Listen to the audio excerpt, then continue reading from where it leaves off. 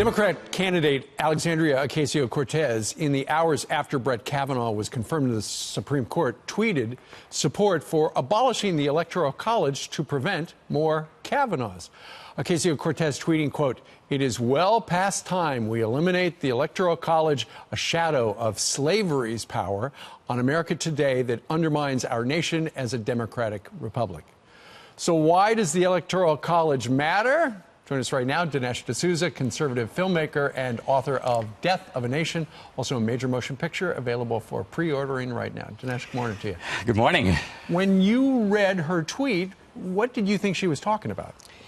Well, first of all, I think she's confusing the Electoral College with the 3/5 clause. The 3/5 clause was about slavery, and it had to do with an argument between the North and the South over representation.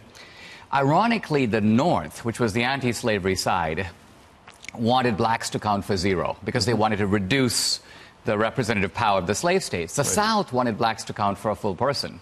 So the 3/5 clause, which is usually presented to show that the founders didn't consider blacks to be fully human, doesn't actually show that at all.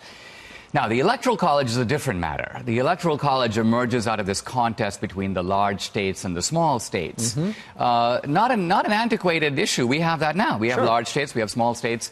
And if we had a system that gave power only to the large states, the small states would essentially be unrepresented. Absolutely. So the whole point of having, remember, the core of our founding is the consent of the governed. So to create a union, the founders needed the consent of the large states and the small states. The Electoral College is part of that arithmetic. Sure. But you know, Dinesh, the Electoral College has become a talking point for the left because, look at Donald Trump. He won the Electoral College but lost the popular vote. Same thing with George Bush. So we've heard this for a while. We've heard it for a while, and I think, you know, in this case, I'm not saying we shouldn't have a debate about this. The problem is that someone once said, you know, don't take a fence down if you don't know why it was put up in the first place. The founders had they had a philosophical statesmanship that tried to have powerful ideas but implemented in the real world.